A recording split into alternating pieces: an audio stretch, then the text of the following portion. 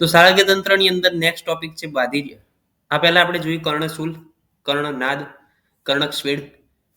કર્ણશૂલની અંદર શું હતું? પેઇન થતું હતું વાતના વિમાર્ગમનના કારણે. નંબર 2 કર્ણનાદની અંદર શું થતું હતું?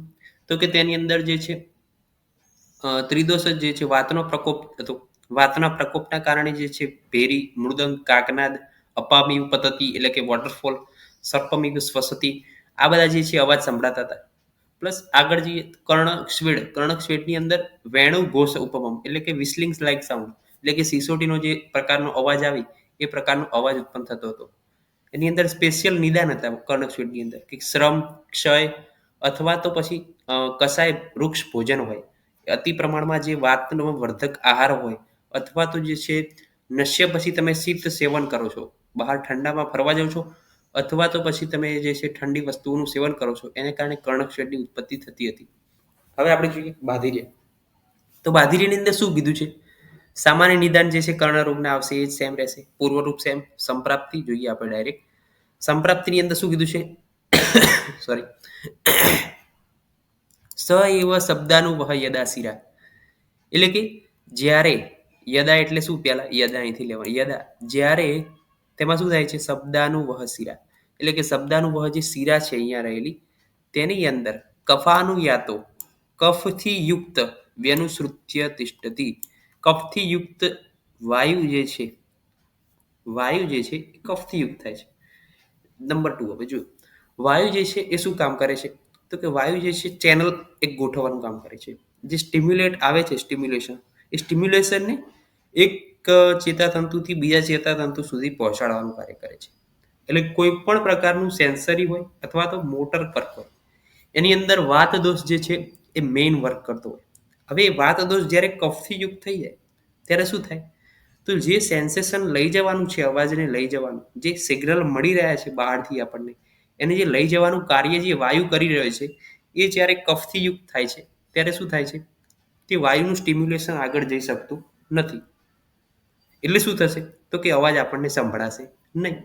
સિમ્પલ પેથોલોજી છે કે જ્યારે શબ્દાનુવહ શિરાની અંદર કફથી યુક્ત વાયુ થાય છે ત્યારે તે વાયુ જે છે સ્ટિમ્યુલેશન આગળ લઈ જઈ શકતો નથી.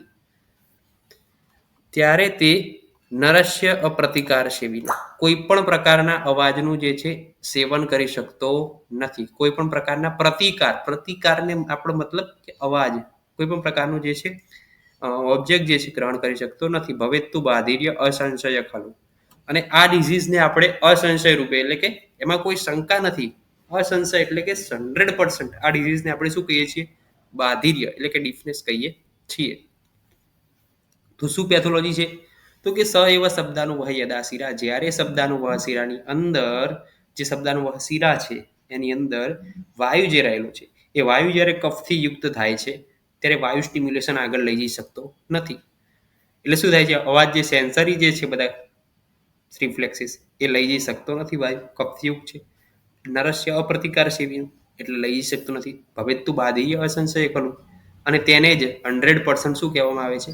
બાધિર્ય તરીકે ઓળખવામાં આવે છે.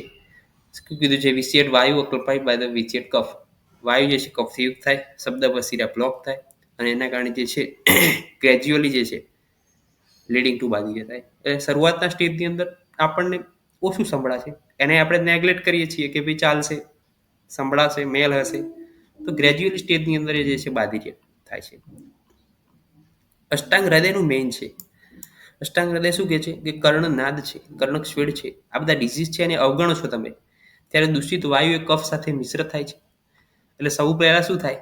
તો કે પહેલા 2-3 મહિના ઊંચો અવાજ સાંભળીએ, કે કોઈ જોરથી બોલે ને તો જ પેશન્ટને સંભળાય. હવે એને પણ આપણે અવગણીએ છીએ તો પછી એને ઊંચા અવાજે બોલશું ને તો પણ નહીં સંભળાય.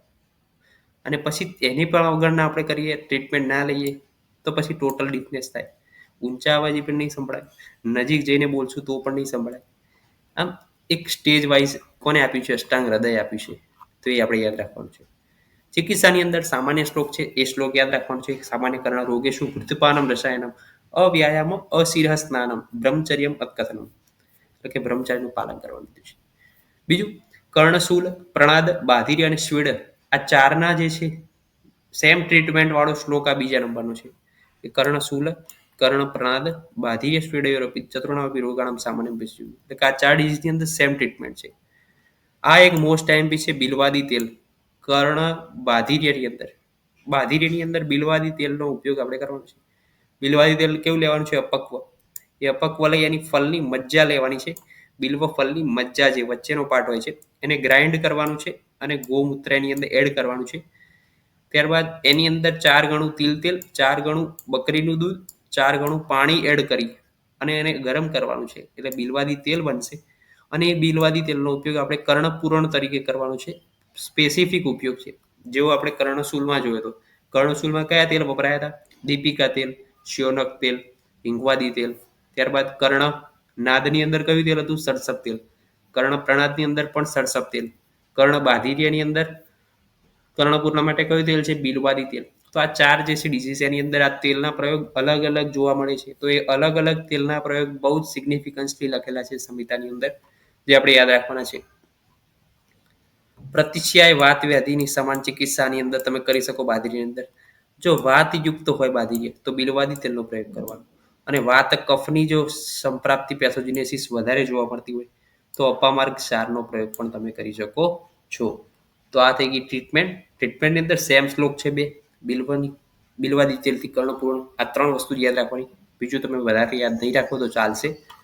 તો આજે આપણે જોયું બાધિર્ય, એની પેથોજિનેસિસ, કઈ રીતના એના લક્ષણો ઉત્પન્ન થાય છે, કઈ રીતે સિમ્ટમ્સ પ્રોડ્યુસ થાય છે, પ્લસ અષ્ટાંગ હૃદય સ્ટેજ વાઇઝ એનું વર્ણન કરેલું છે, કઈ રીતના ડિફનેસ ઉત્પન્ન થાય છે. ચિકિત્સા જોઈ, સેમ શ્લોક છે 2, અને બિલવાદી તેલનો પ્રયોગ જોયો. Thank you so much. જય હિન્દ, જય આયુર્વેદ, જય ધન્વંતરી.